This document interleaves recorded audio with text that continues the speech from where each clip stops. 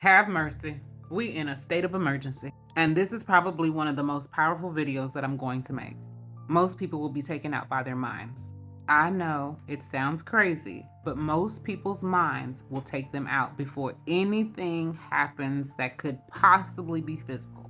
And if you are ready to save yourself, your family, your community, and people around you, and people you haven't even met yet, this is the video for you. And who am I, do you ask? Hi, my name is Latoria Quinchay. I am a certified community psychologist. I'm also a former trauma specialist, and I live a life in practice helping people to relieve themselves of trauma and stress. Now back to the subject. The mind has a safety mechanism on it. I'll dive into the distractions in a minute, but let's start here and go here. The mind does have a maximum capacity for stress, and it doesn't have to be big, it starts small.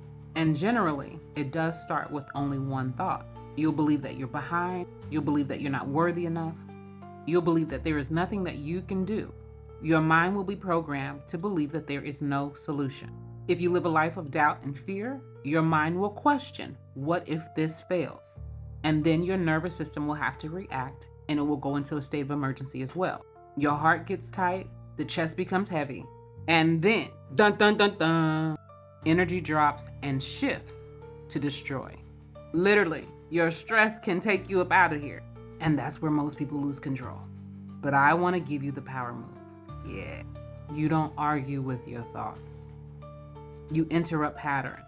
And when you're good, you can interrupt patterns before they even become a full-on pattern. Step 1, call that thing out.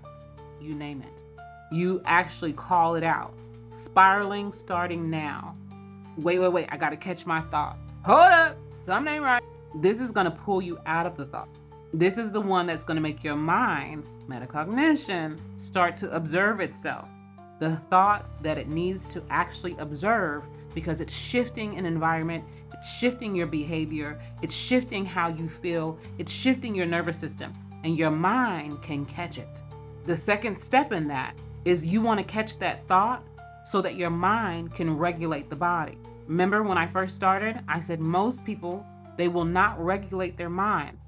And in doing so, they will have a destroyed physical vessel because it cannot sustain a chemical, emotional, hormonal, it can't sustain all of the haywire changes. So how do you regulate the body? As soon as you catch yourself spiraling, after calling it out, you want to go into deep breathing. Breath work. Breath work is so powerful. Long exhales, holding your breath, deep inhales, because the faster you can calm your body, the faster you're going to calm your mind. As a massage therapist, when anybody walks into my office and they say that they are in active pain, I don't go into a massage automatically. I start with breath work. I even have an oxygen bar.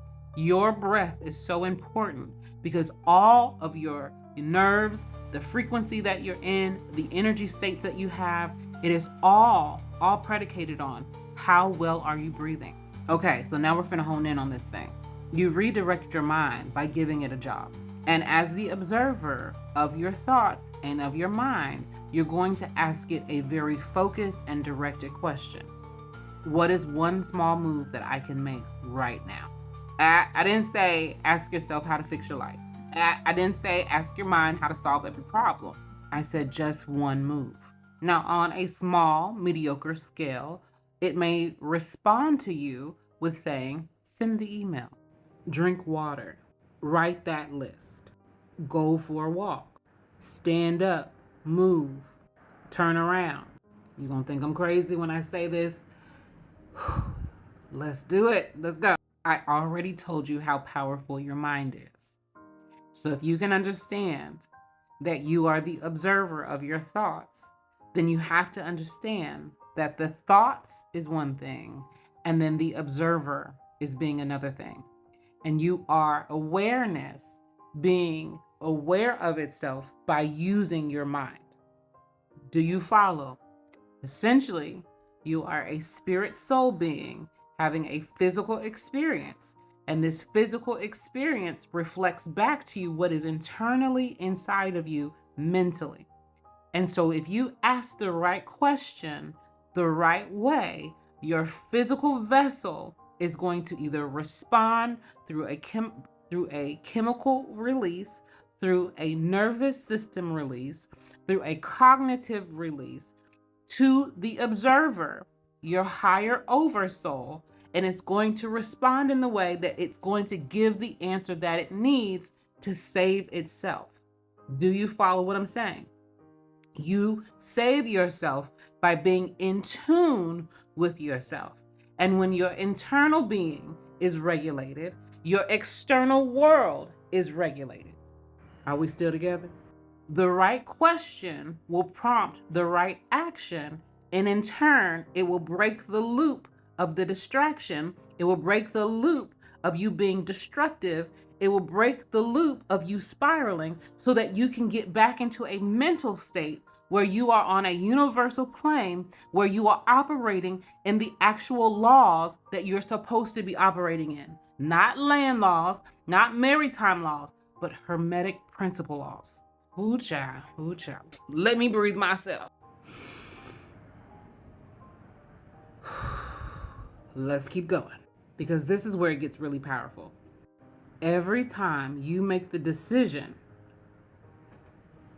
active word, decision, to interrupt a spiral and take physical action, your awareness builds self-trust.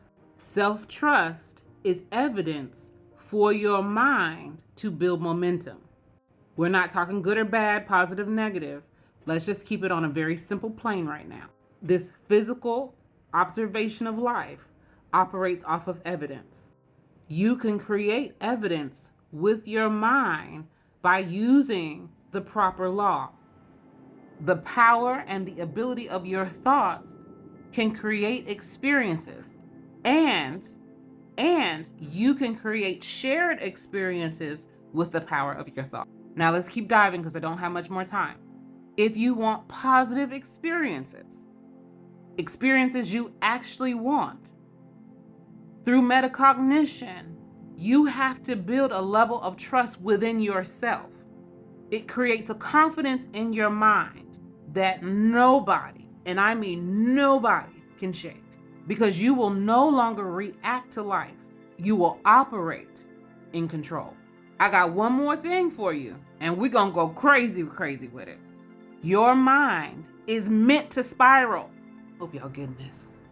The mastery is you have to catch it faster and faster and faster every time.